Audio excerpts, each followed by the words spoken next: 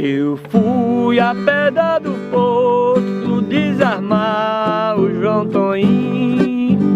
Mataram meu cacheado, eu quase que levo o fim. A morte de cacheado eu vingo se Deus quiser, mandando chamar três cabras do meu segredo. Gente, nós estamos aqui no povoado Campos Novos. Aqui onde eu estou tinha uma casa de um coiteiro chamado Venceslau. Então, no primeiro filho de Maria Bonita e Lampião, eles estavam vindo do Nambebé, que é um povoado que nós estamos indo agora. E Maria Bonita sentiu as dores do parto, correram para cá. Tinha uma parteira aqui na povoação e ela tentou de todas as formas fazer esse parto, não conseguiu. Foram chamar uma parteira que era mais distante, chamada Naninha. Trouxeram ela e quando ela chegou, só é provável que a criança já esteja morta. Então sai todo mundo do quarto, que eu vou tentar pelo menos salvar a vida da mãe.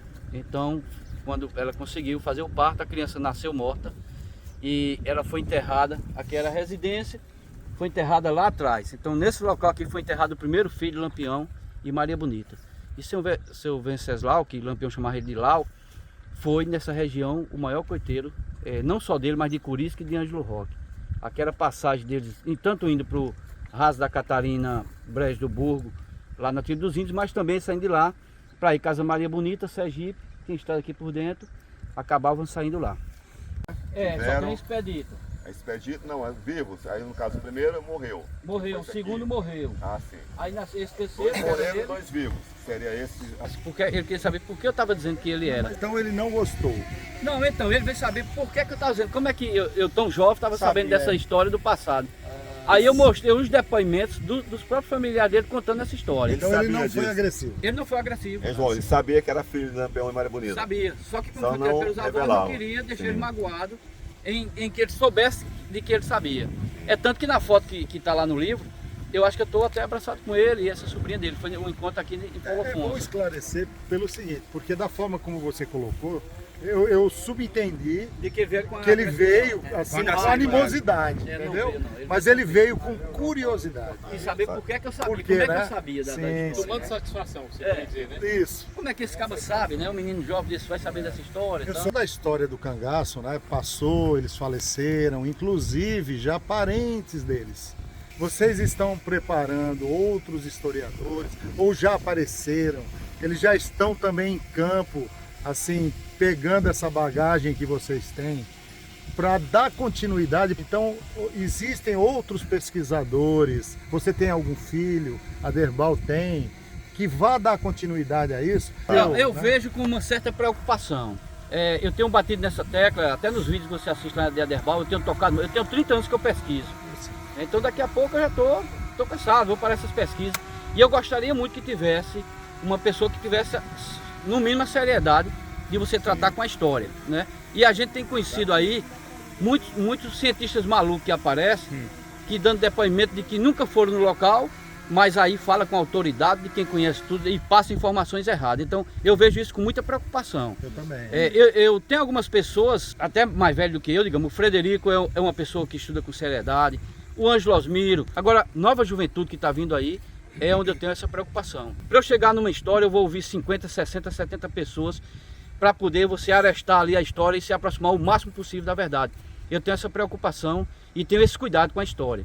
Você hoje, eu digo assim, que eu e o Aderbal estamos ainda na estrada e que a gente trata com um cuidado essa questão histórica. Eu disponibilizo todo o meu material pesquisado desses 30 anos para cá, para que essas pessoas deem continuidade. De qualquer forma, como eu gosto da história e como eu assisto, acompanho você, como eu te falei, que eu te conheci hoje pessoalmente, o Aderbal, né, que eu acompanho, sou inscrito no canal dele, então eu vejo, por isso que eu fiz essa pergunta, porque é justamente isso. E eu tive outra vantagem junto com o Aderbal, porque a gente teve, eu entrevistei 8 cangaceiras e 8 cangaceiros. Aderbal conheceu vários deles também, vários cangaceiros também. Conviveram com o Lampião. Exatamente, e viveram até em momentos distintos, diferentes. Então esse pessoal já está morrendo. O último que tinha na região morreu recentemente, que era o Agimiro Teixeira Hora, de um povoado que nós vamos passar lá. Então o cara que vai começar agora, ele vai começar de ouvir dizer. Quem participou diretamente da história foi o que a gente ouviu. Da pesquisa sua e do Aderbal, você ter esse museu, né, para que as pessoas no futuro se interessem também. veja, E quem digamos, sabe, partindo do museu, né, acenda aquela luz para você poder pesquisar, fazer um tema atual que você vê que envolve. Você vê agora a escola de samba no Rio de Janeiro, Esse é o quer dizer, carnaval, carnaval, então quer dizer, é um tema que vai se tornando atual, né, que você precisa de informações que sejam corretas, científicas, que tenha pesquisa, que tenha seriedade, né? Eu estava com meu pai na feira e tinha um senhor que era conhecido também, era do povoado aqui do Olho d'Água de Paulo, o senhor. Ele se chamava Nezinho. Ele já era velhinho e ele chegou ele é dessa época. E aí um cara, um bêbado lá, já meio coroa, mas mais novo do que Nezinho.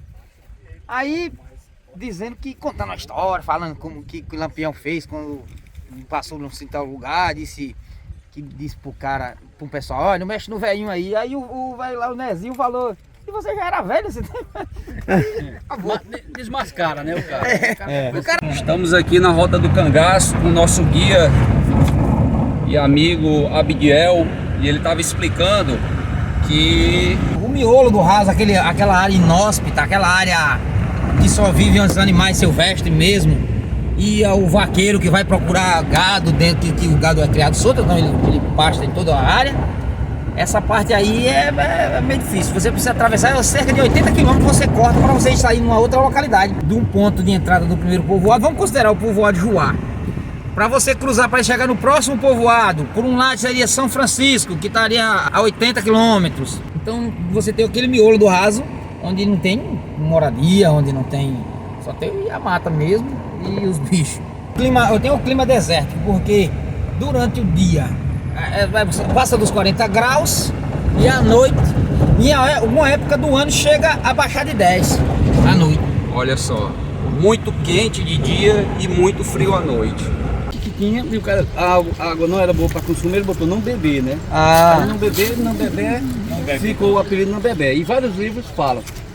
Aqui nasceram dois cangaceiros famosos, o Bananeira e o irmão dele, Medalha, que o nome dele era Arthur. Então o homem que era o coiteiro aqui era o Alexandre, o pai dos cangaceiros, chamava com ele Lixandrão. Só que houve um fato interessante, porque Lixandrão tinha um irmão que era meio maluco.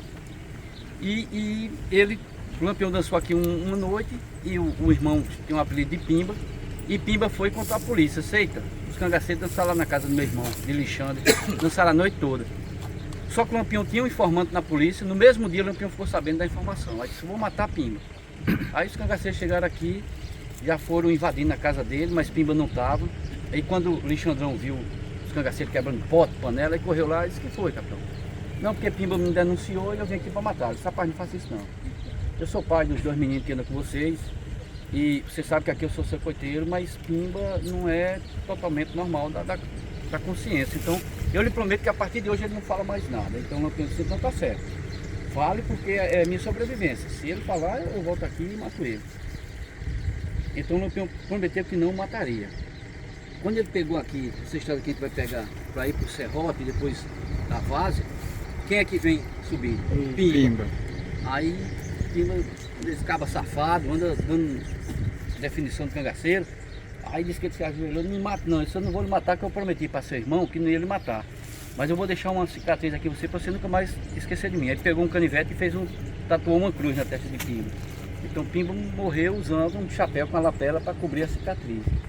Então assim, o Lampião, Curisco, Anjo Roque, passava aqui quase toda semana, mas ele tinha esse cuidado de não ser entregue pelas pessoas aqui da localidade. O Bananeira sobreviveu, ele estava no famoso combate lá da Maranduba, fugiu de Maranduba baleado e veio para cá. Então a polícia passou aqui, prendeu ele, levou ele para a Glória, Santo Antônio da Glória, que a gente chamava de Curral dos Bois, levou ele para Salvador e ele sobreviveu ao cangaço. Na década de 70 ele veio para cá, tinha uma irmã dele, que casada com o seu Arlindo Grande, que é uma casa que nós vamos, onde o Lampião fazia os bailes, Dona Nina, e visitou Dona Nina, mas sem contar que a família não sabia que ele tinha sido cangaceiro. Então ele disse, ó, minha irmã, não conta porque o pessoal não sabe. Eu vim aqui só para lhe ver e passou uma semana com eles aí, mas infelizmente ele não queria falar sobre o cangaço. O seu Arlindo Grande, que foi coiteiro e era muito meu amigo, não mandou me chamar para conhecer ele, porque estava com medo de eu tocar no assunto e a família descobrir que ele havia sido cangaceiro. Ele morreu em 1992, era funcionário da Ematerba né? E os filhos ainda moram lá na cidade, aqui no sul da Bahia, onde ele conseguiu reconstituir toda a sua vida e ter família lá. Então esse é um dos povoados mais ricos. Quando você vê lá falar em Nambebé, terra dos cangaceiros, Bananeira e Arthur, que tinha um apelido de Medalha. Foi justamente aqui o local que eles nasceram. E aqui o Abdiel tem vários familiares dessa região, né?